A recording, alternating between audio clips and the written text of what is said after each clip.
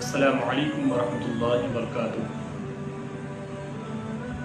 ناظرین حضرات، آج ہم یہ جانیں گے کہ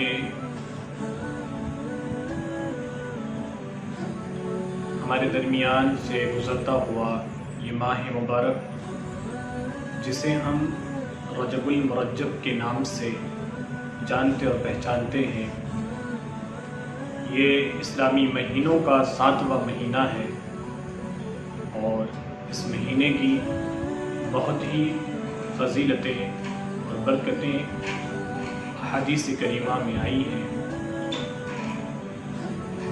یہ مہینہ اللہ رب العزت کے نزدیک بہت ہی بابرکت اور پیارا مہینہ ہے۔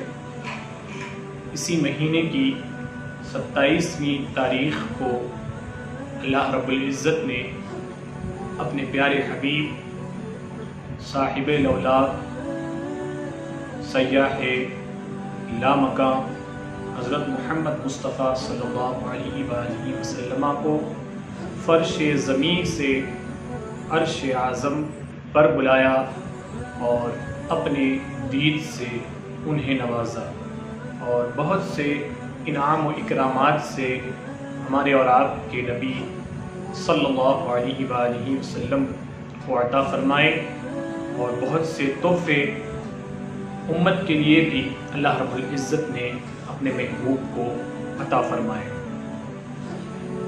اس مہینے کی فضیلت کے متعلق حضرت انس بن مالک رضی اللہ تعالی عنہ ارشاد فرماتے ہیں کہ نبی کریم صلی اللہ علیہ وآلہ وسلم نے ارشاد فرمایا کہ جنت میں ایک نہر کا نام رجب ہے کہ جو دودھ سے زیادہ سفید اور شہد سے زیادہ میٹھی ہے۔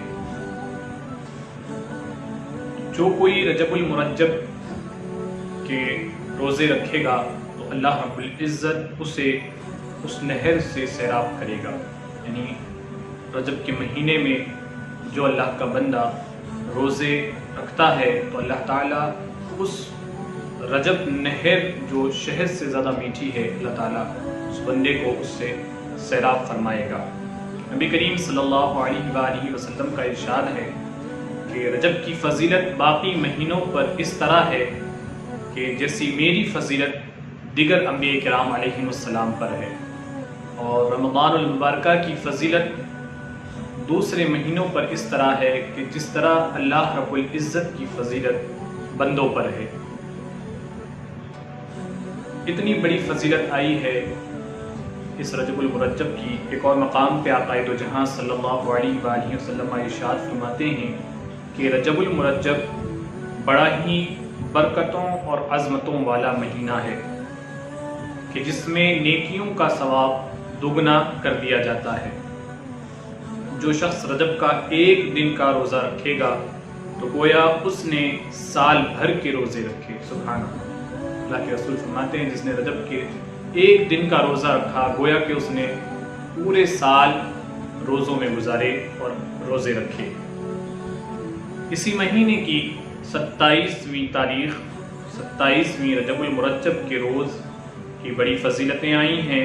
حضرت سلمان فارسی رضی اللہ تعالی عنہ سے روایت ہے کہ سرکار دو جہاں صلی اللہ علیہ وسلم نے ارشاد فرمایا کہ رجب میں ایک دن اور ایک رات ایسی ہے کہ جو اس دن کا روزہ رکھے اور رات کو نوافل میں گزارے تو یہ 100 برس کے روزوں کے برابر ہوگا، اور وہ 27ویں رجب ہے۔ جس نے ایک دن کا روزہ رکھ لیا گویا اس نے 100 برس تک مسلسل روزے رکھے۔ سبحان اللہ۔ اور اسی تاریخ کو اللہ رب العزت نے اپنے محبوب کو مبعوث فرمایا، اسی وجہ سے اس مہینے کی اتنی فضیلتیں ہیں۔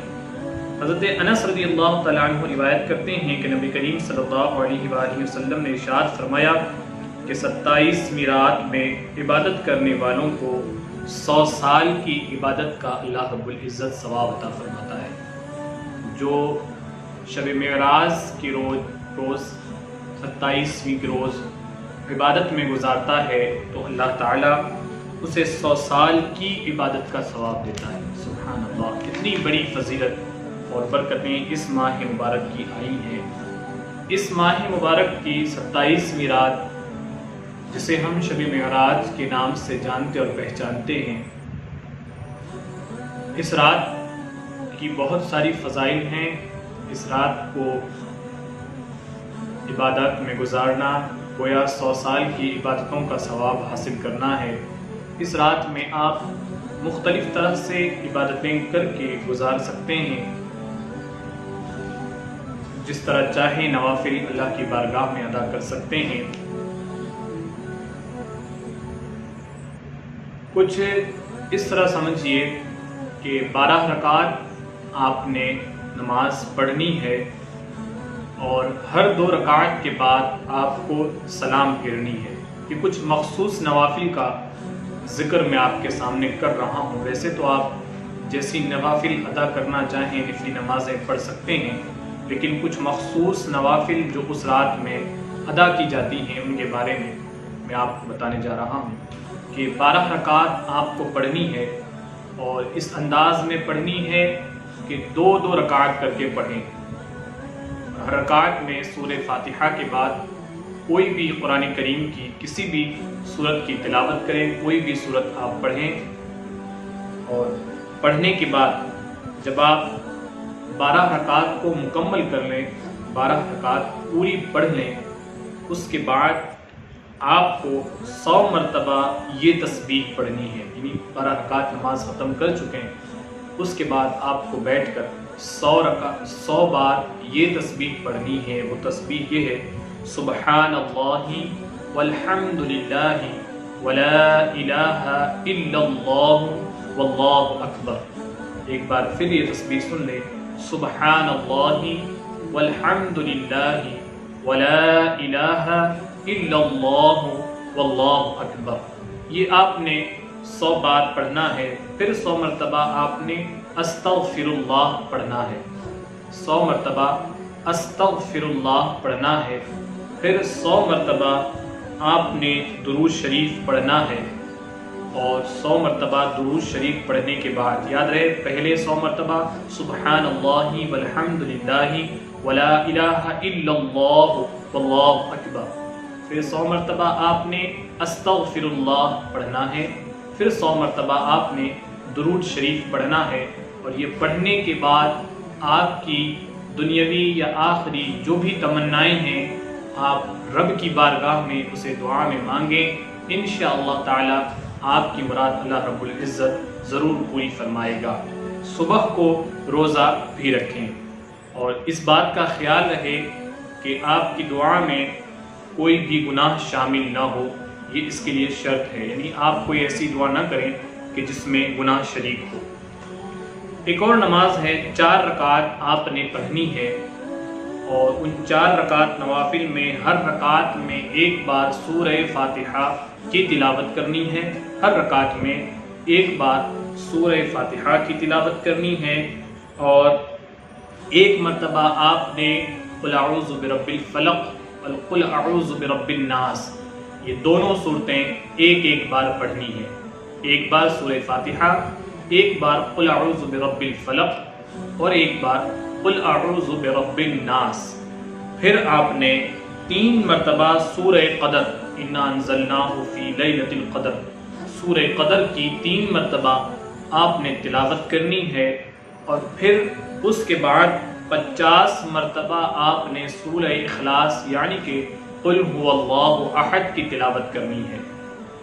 یہ طریقہ حضرت انس سے مروی ہے، وہ فرماتے ہیں کہ یہی حضور کا معمول تھا۔ سبحان اللہ۔ یعنی یہ 4 رکعتیں آپ کو اس انداز میں پڑھنی ہے کہ پہلے ہر رکعت میں ایک بار سورہ فاتحہ، اس کے بعد آپ کو قل اعوذ برب الفلق ایک بار، قل اعوذ برب الناس ایک بار، اور پھر 3 بار سورہ قدر انا انزلناہ فی لیلۃ القدر کی 3 بار تلاوت کرنی ہے، اور پھر اس کے بعد 50 بار آپ نے قل هو اللہ شریف کی تلاوت کرنی ہے، اور نماز کے بعد آپ دل کی کوئی بھی مراد کی دعائیں کر سکتے ہیں۔ اللہ رب العزت انشاءاللہ تعالی اس نماز کے صدقہ و توفیق آپ کی دعاؤں کو قبول فرمائے گا۔